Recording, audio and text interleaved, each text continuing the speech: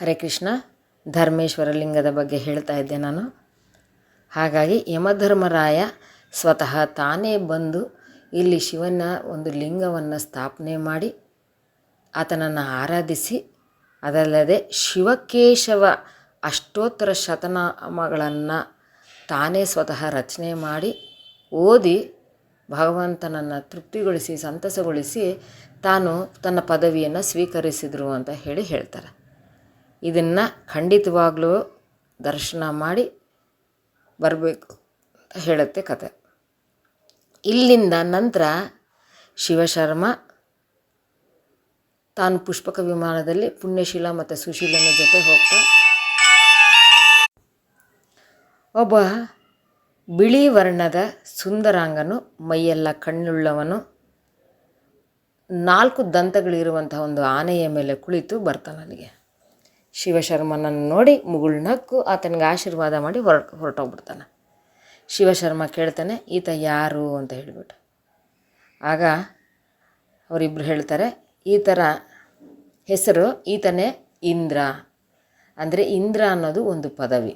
ಯಾಕೆಂದರೆ ಇವಾಗ ನಾವು ಇರುವಂಥ ಶ್ವೇತವರಾಹ ಕಲ್ಪದಲ್ಲಿ ಇಂದ್ರನ ಹೆಸರು ಪುರಂದರ ಅಂತ ಹೇಳಿ. ಹಾಗಾಗಿ ಈತನ ಇಂದ್ರ, ಇವನು ದೇವತೆಗಳ ಒಬ್ಬ ರಾಜ. ಈತನ ಹೆಂಡತಿಯೇ ಶಚೀದೇವಿ ಅಂತ ಹೇಳ್ತಾರೆ. ಇಂದ್ರನ ತಂದೆ ತಾಯಿ ಯಾರು ಅಂತ ಕೇಳ್ತಾರೆ. ಕಶ್ಯಪ ಮತ್ತು ಅದಿತಿಯ ಮಗನೇ ಇಂದ್ರದೇವರು. ಈತನ ಹೆಂಡತಿ ಶಚಿ ಬಂದು ಪೌಲೋಮ ಮಹರ್ಷಿಗಳ ಮಗಳು, ಅಥವಾ ಪುಲೋಮ ಮಹರ್ಷಿ ಅಂತ ಕೂಡ ಕರೀತಾರೆ. ಆಕೆ ತನ್ನನ್ನು ತಾನೇ ಒಂದು ಜನ್ಮದಲ್ಲಿ ಸುಟ್ಕೊಂಡು, ಅಂದರೆ ದೇಹತ್ಯಾಗವನ್ನು ಮಾಡ್ತಾಳೆ ಅಗ್ನಿ ಪ್ರವೇಶ ಮಾಡಿ.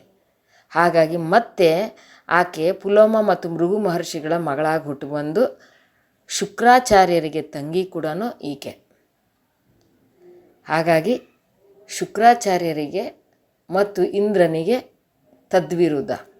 ಏಕೆಂದರೆ ಶುಕ್ರಾಚಾರ್ಯರು ಎಷ್ಟು ಮೇಧಾವಿಗಳಾಗಿದ್ದರೂ ಕೂಡ ಆತನಿಗೆ ದೇವತೆಗಳ ಗುರುಗಳಾಗಿ ಪದವಿಯನ್ನು ಇಂದ್ರ ಕೊಡೋದಿಲ್ಲ.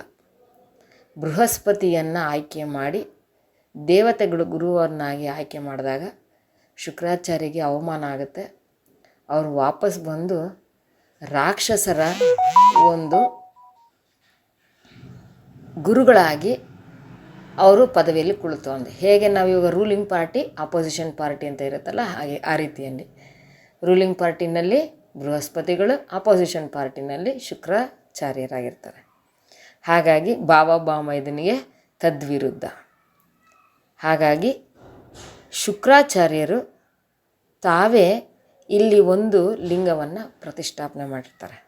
ಅದರ ಹೆಸರು ಸಂಕೇಶ್ವರ ಅಂತ ಕೂಡ ಕರೀತಾರೆ, ಅಥವಾ ಇಂದ್ರೇಶ್ವರ ಅಂತ ಕೂಡ ಕರೀತಾರೆ.